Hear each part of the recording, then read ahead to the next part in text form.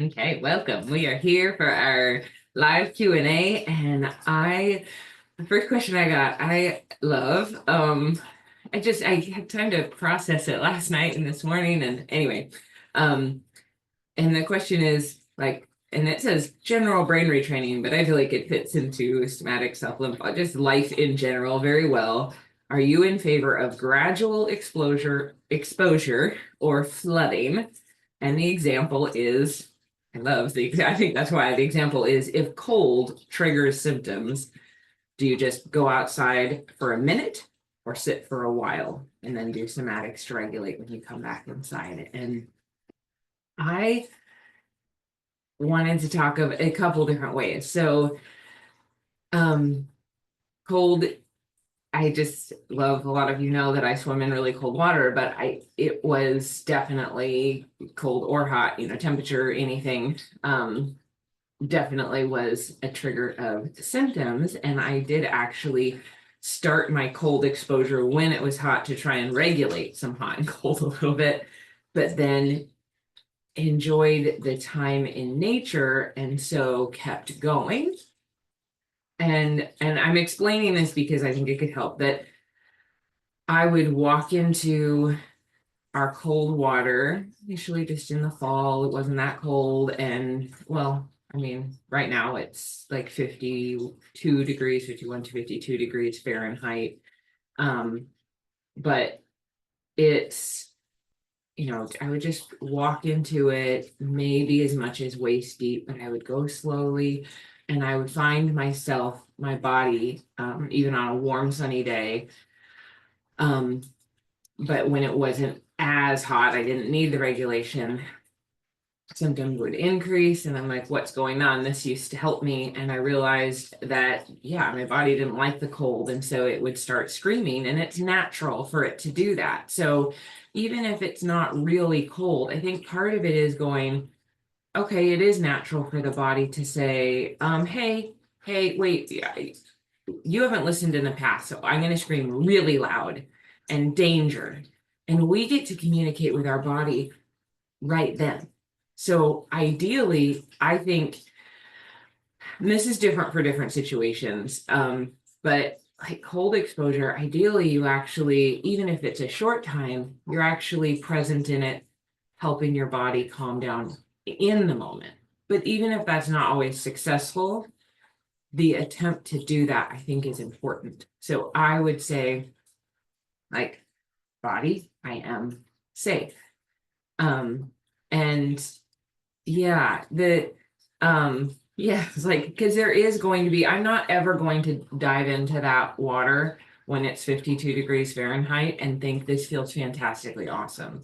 I love the swim now because I swim in it now, but my body is going to scream when I get into it. Like when I first start walking in, it's like danger, but I know how much I can do and what to calm my nervous system down, and my body temperature increases. That's when we go into rest and digest, our body temperature, well, it would go to where it needs to go. So if it's too hot, it would lower it's going to regulate. And so I would notice all my muscles tensing and it getting harder to move and symptoms increasing. And I could do somatics in the midst of that. I would praise and worship in the midst of that. That a lot of it was just taking in my surroundings, really, which is somatics, right? Being really present, looking at everything, having gratitude for what's around me, and then just kind of checking in and noticing, like, oh, maybe at least it's not continuing to increase, right? Just skyrocket, the sensations and stuff. Maybe they're decreasing. And that's how we don't want to be like, letting our body rule, but we are actually checking in, like, how is my body doing? Oh yeah, I tightened everything again. Can I remind it I'm safe? And the same thing with, heat exposure. Like, but so I think it's not even, because I think sometimes you have to flood it in the way that if it's cold outside, I'm not saying start out in -40, right? Which is the same Celsius and Fahrenheit. But if it's cold outside, you get to step outside, and that is kind of a flooding. But it's staying in it. So we can't always control. I think I know I was told we're to gradually expose, and it felt like perfectionism to me. Like, okay, so I better only take this tiny bite of this food, or I better only do this little thing because otherwise it's bad, right? Like, well, wait, does that really make sense? I'm saying it's safe. I'm not doing anything that's just in the natural, deadly, right? It would be dangerous to stay in that water forever. But I know that I'm staying in just for this length of time. Like if you were out with minimal clothes in really cold weather, it is dangerous. So it is natural for your body to, hey, are you listening? Yes, I am. I'm checking in. I'm not going to let you rule me. I'm actually going to tell you that we're safe. And so I see it as, can we do somatics in the midst of the exposure? Can we do praise, worship, gratitude in the midst of the exposure?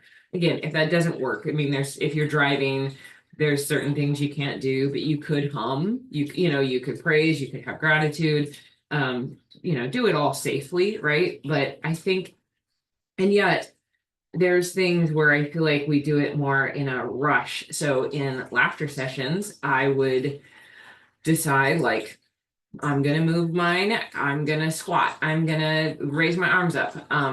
Something that early on, all those things I maybe couldn't do without increased symptoms, and I would be laughing. It would be like this excitement, and then I just continue laughing, and that's the, kind of doing somatics to comment. So sometimes it was more of a push rush, but in the midst of it, I'm choosing, okay, I just know we can think, okay, I should be okay. I did that a few years ago. We had a heat wave here, and it was the hottest we'd been at. Our house was 88 and it hit 112. And when you don't know you're supposed to shut windows, I always thought open everything, and you don't own curtains, the house did become unlivable. It was much higher than the temperature outside. And so I did have to go figure out where to stay, and a neighbor's house. And but I had started that time like, Janet, you better be able to handle this or else. And it didn't go well. And I think it's like going, okay, where am I? It's okay. And my body, like I didn't know this stuff yet. Like my body's going to tell me it's not okay. But I can let it know it is. I can, do what I need to do to, again, we're not going to stay naked in -40 forever, right? Like we know that there are things that our body needs protection over. So anyway, I think that, yeah, expecting that there is going to, embracing the negative part of exposure, not embracing it, staying it can stay, but knowing that your body is going to tell you this isn't safe, and that's okay. So that was our first question. I really like it. And if there's more with that, we can go back to it. But I just felt like it kind of goes with the next one, which is, how do you tell how much somatics we need on a daily basis? It's hard to tell how much regulation is needed. And I always feel like, oh, how much time in a day? I don't think there's an exact answer. Like in retraining, they always say an hour a day, but that can include so many different things. And then I think, like we always say, if you do an hour a day of something and then are just ignoring the other 23 hours of the day and night, it's not going to be super helpful, right? It's going to be more helpful than not doing it at all, for sure.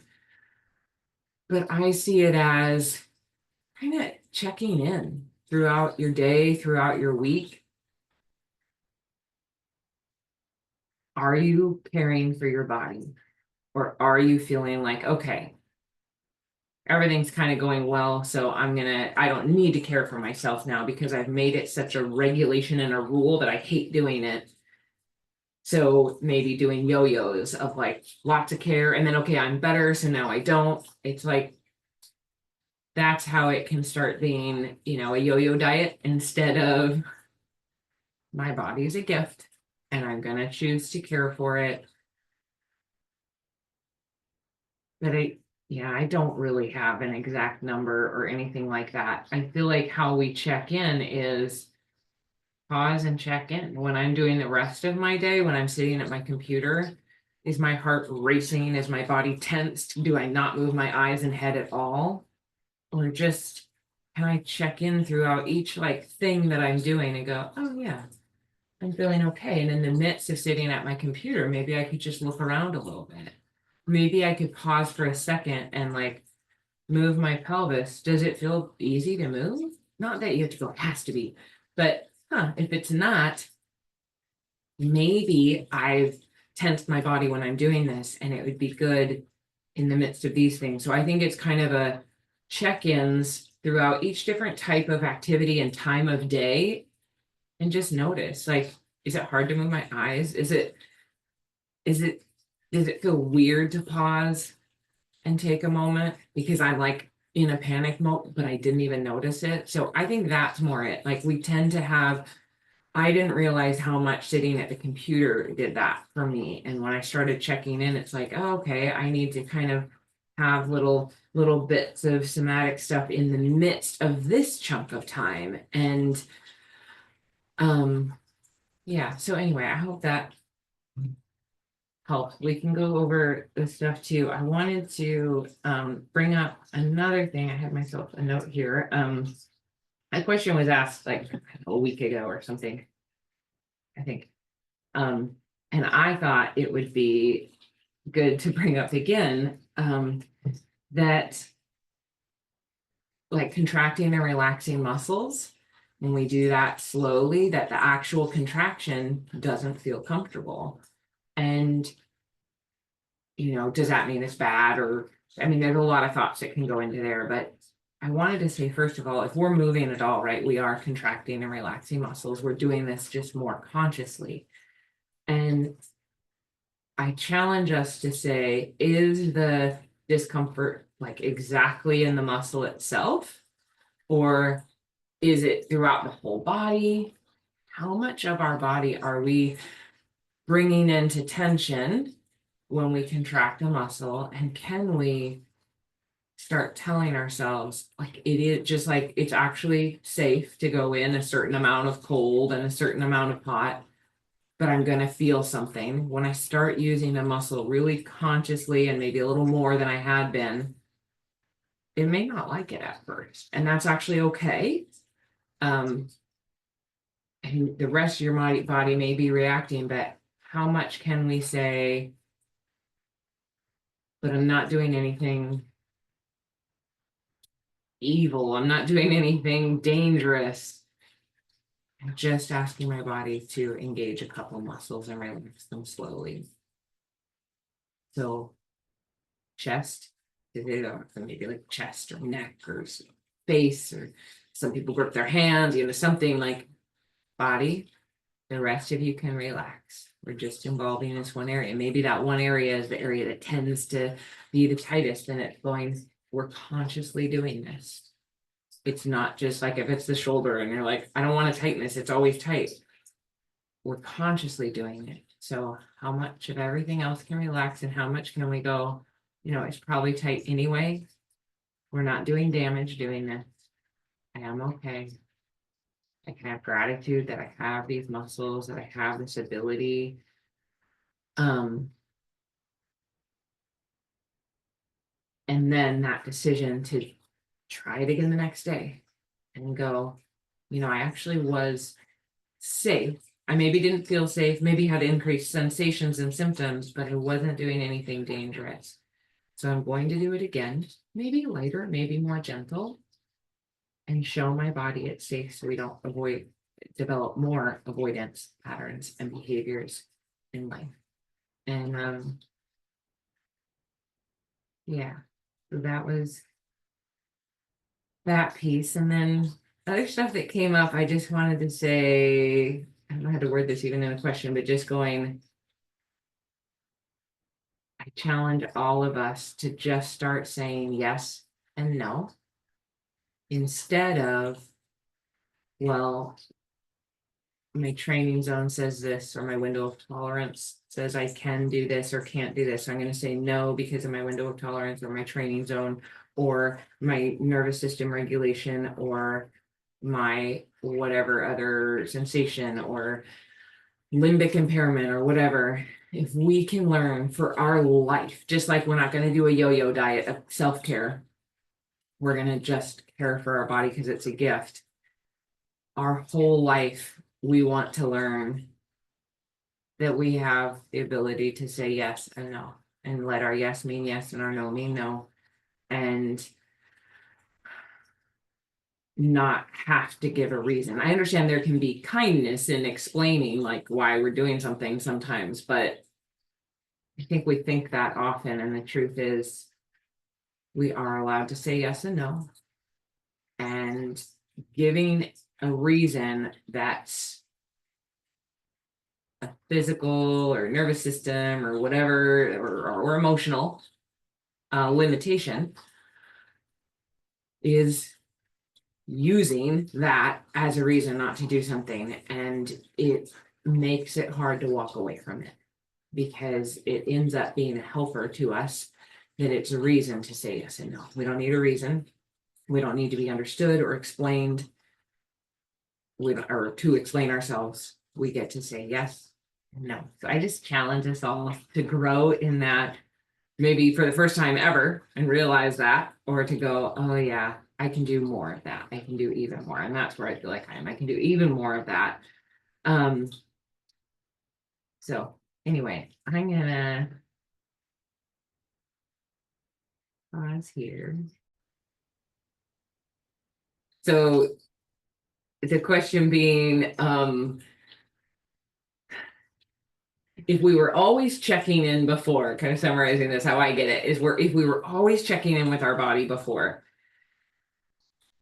and that didn't lead to good things, that led to, avoidance and fear and all of that, like, why don't we just ignore now instead of check in? And I realized, like, yeah, I need to think about how I'm wording that, because I feel like it's not a check-in like, okay, body, I trust you. What are you saying? Because bodies can lie. I know they say the body keeps scores and body can't lie. I'm sorry, bodies can lie.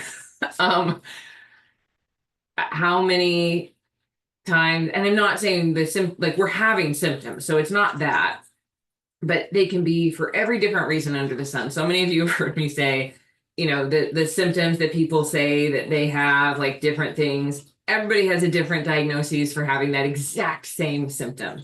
It's so fascinating, and it's brought on by different things. So there's always going to be stories connected. It's not made up, right? It's happening, but so many reasons. And so when I say check in, I should really clarify that. So that's why I'm so glad you brought that up. I don't mean like, okay, body, are you okay? Oh, you're not okay. Okay, I'll stop. I mean, I'm going to talk to my body. I am checking in and saying, body, yes, I hear you. Because like I get into that cold water. If I went, oh, it says it's cold, run. I would never get in, right? And I don't have to. I get that, but like I want to. And but that's true of so many things. But I'm checking in just to notice it and say, yes, I hear you, because I went, to try and ignore, and it's like it just doesn't really work. At some point, the body's going to scream louder and louder and louder and louder. And I think you may be doing almost different than you think you're doing. It's like, it's that check-in to go, body, I'm okay. Body, you don't need to scream. Body, I hear you. I've even put my hand on a body part or something and said, like, I hear you.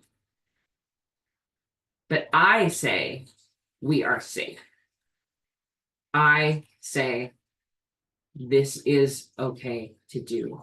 Calm down. Like it's not, because at some point, if they're screaming louder and louder and louder and louder, like, or just stop you up and you can't move, like you're trying to walk and your body freezes, like you're gonna notice, oh wait, my body's not letting me take another step. So there is this communication, but which end is in charge, the flesh or us, the spirit? And so we get to check in the way of saying,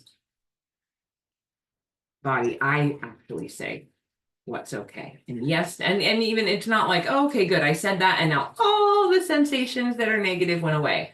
It doesn't even always happen, but it's like, but I have communicated, telling my body I'm safe, and I get to check in that way. So I'm hoping that is a little different. We'll see. and continuing on, I love the discussion we're having that it is not, sorry, it is not constant every second check-ins. We can check in now and again, and just, I mean, we can just always be present, but we're checking in not to, and we're self-caring not to fix, but because our body's awesome and deserves care. I was just talking to a friend about that last night that had always thought like the laugh with me session. She's like, no, I mean, it's more fix it stuff and God's my healer. And it just, and I just had never really talked to her about it then. I was like, that's fine. And she went, oh, I get it. It's just good self-care, isn't it? It's like, yeah. Like you're deciding to laugh and connecting with other people, and that's just good.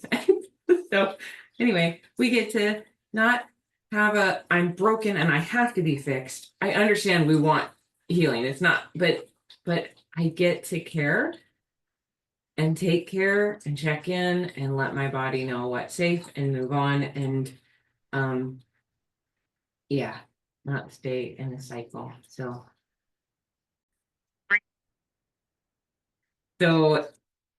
we have been kind of talking a lot about, I mean, I like brought up emotions a tiny bit, but mostly physical because we were talking about cold exposure and things. And so bringing up emotions, and like emotions can be very intense. And I know there's some really kind of swirly, messy information about emotions. I feel like there's a lot of information out there saying that we have to process them. And I'd like to ask people what that is. And I know that everybody, not everybody in my entire group takes the word of God as the foundation of everything in the entirety, but I do. And I don't see that in the word of God. And I see a lot of studies that show correlation between what we would call repressed emotions and sickness, but there's no causation. And so I want to challenge us a little bit that repressed emotions were the cause of sickness, and I have to let them flow because emotion is of the soul and then affects the body. It's not from the spirit. So just like with the body, we can notice the emotion.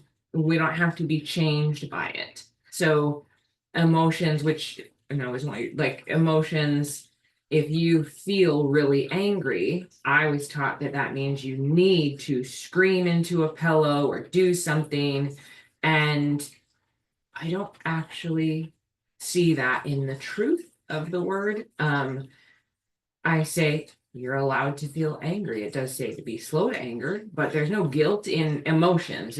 They just happen. But I think when they feel so intense that like crying or anger or anything, it feels so intense that it's not at all comfortable. Some of that is that, yeah, we had decided emotions aren't allowed, so we have to develop some comfort with emotions, just like the cold exposure. It's like, it actually is okay to feel this angry or this sad, or because there's a lot of truth in that. We can decide we're just going to numb everything and not feel so much. So then you get into that cold water and it's like, no, I feel too much. I can't feel. And so being able to go, like I've done laughter sessions, after true losses and needed to cry, and it just being really present in my body allowed me to cry. It's fine that I cry, right? It's fine that something brings a righteous anger, but do I allow emotions to redirect and change me? Just like I don't want to allow my physical symptoms to direct my whole life. I don't want to allow emotions to direct my whole life. So I think in the same way that we can go, okay, that cold sensation, I don't like the feeling in my body, but I am okay when you're in the midst of crying or feeling really sad. feeling angry, because those tend to be big,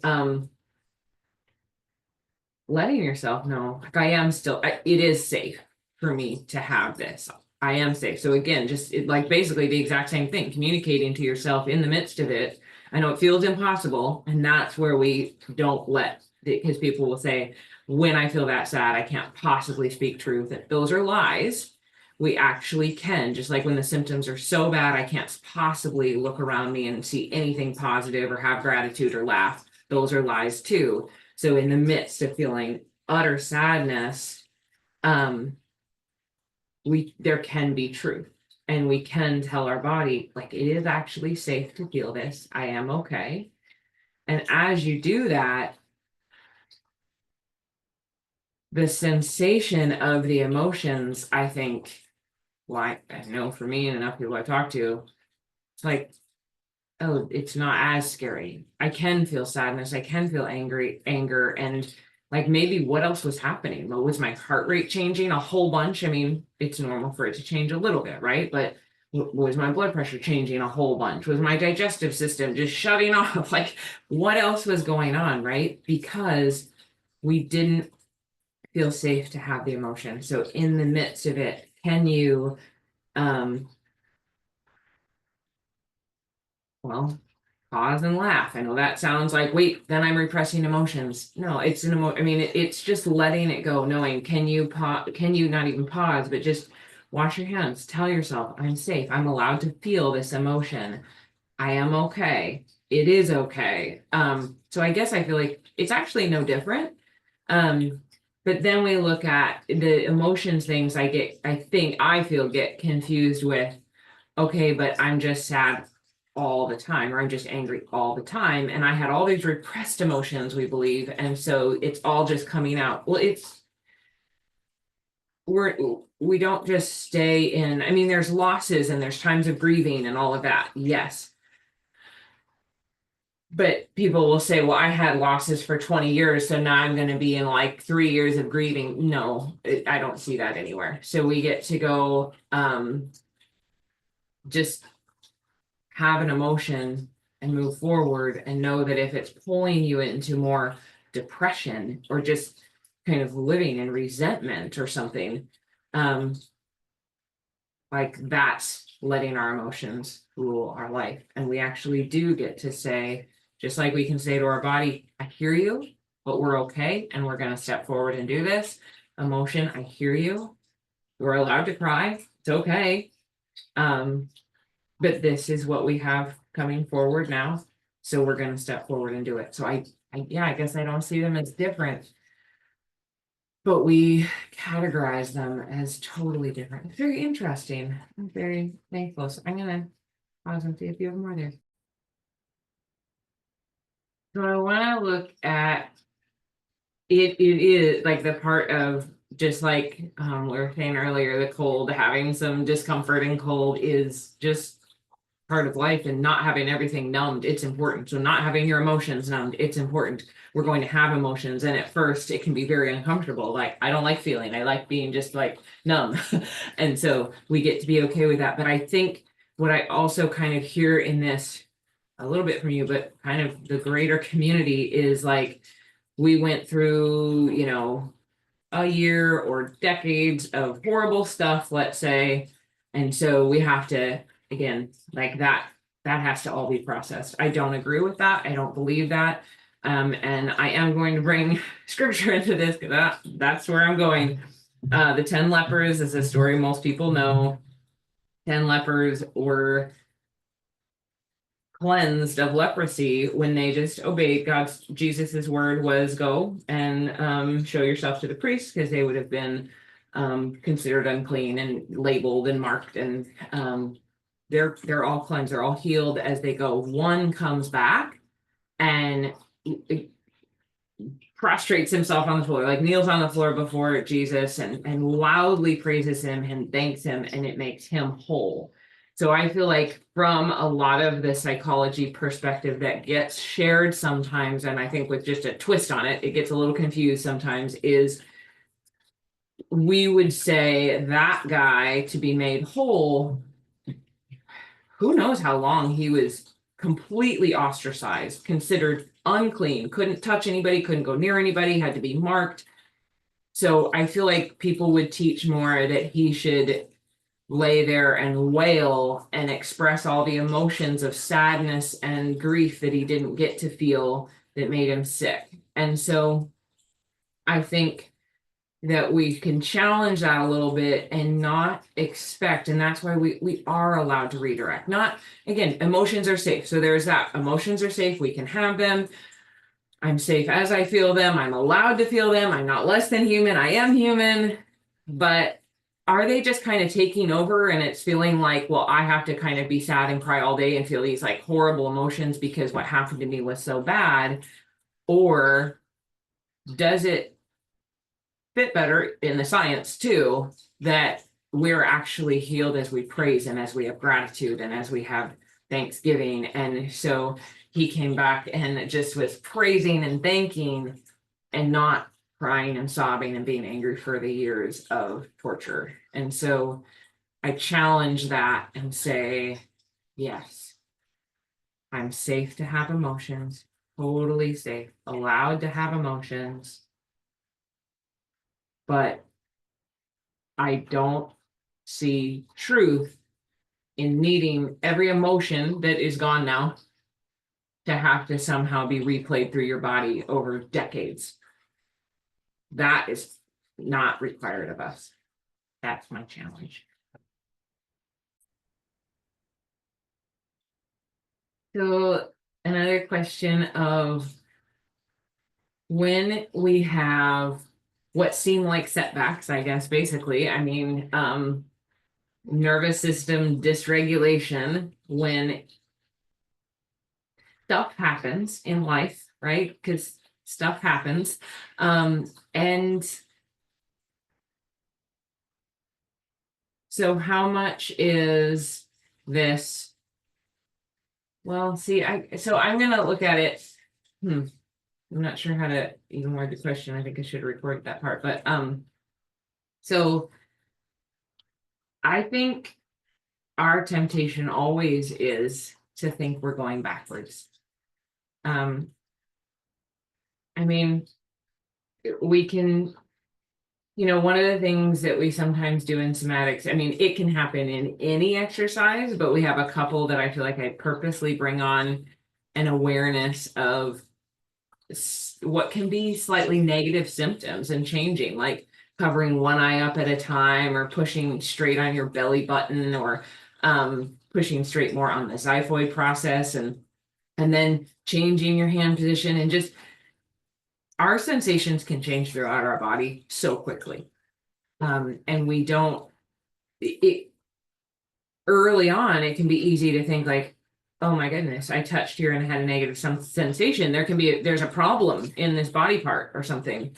And really, it's just the body taking it all in. And like when we stretch the skin one direction and then turn the head, and the body's like, well, wait, the skin's already stretched as if my head's already turned, and now you're turning it and I'm taking it all in. We could think, well, I just turned my head a bunch and now I'm not, so I'm going backwards, right? It can be little itty bits of always thinking we're going backwards. And then when we're beyond that, and okay, there can be ebbs and flows, but it seems like there's a lot going on, and I'm just kind of going through patterns an old way, maybe rushed, and my heart's racing, and all of these things are happening. Am I having a setback? And I kind of feel like, well, so what?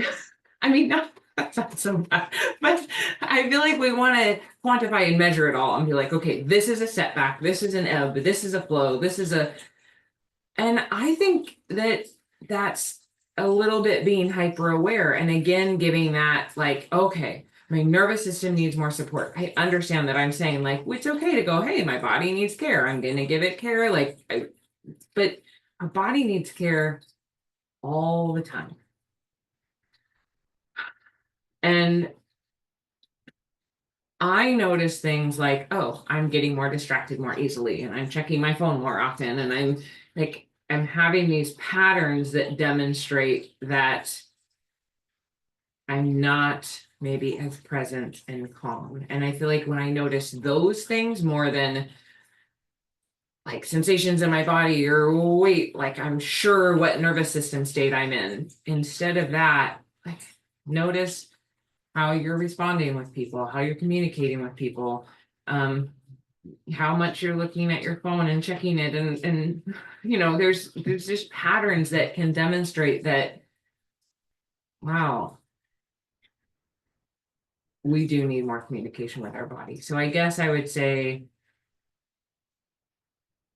I don't know how to quantify that. I don't know if it's important to. I've noticed patterns in people, and I've changed classes and stuff because of it over time, that were very aware of, like, I'm in this nervous system state, so I need to do this thing. And Janet, why don't you have your classes set up that way to tell me, like, only do this class if you're in this nervous system state or that nervous system state, or like, I don't want to do that. Because I've learned that stuff and then realized, wow, now I'm super hyper vigilant. Really, like, okay, my nervous system needs this. So instead of saying yes or no, I'm going to do this because this is what my nervous system needs.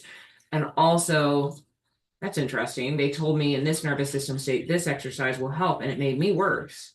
And this other one made me better. And I realized that was kind of across the board, that we just, we're learning this stuff.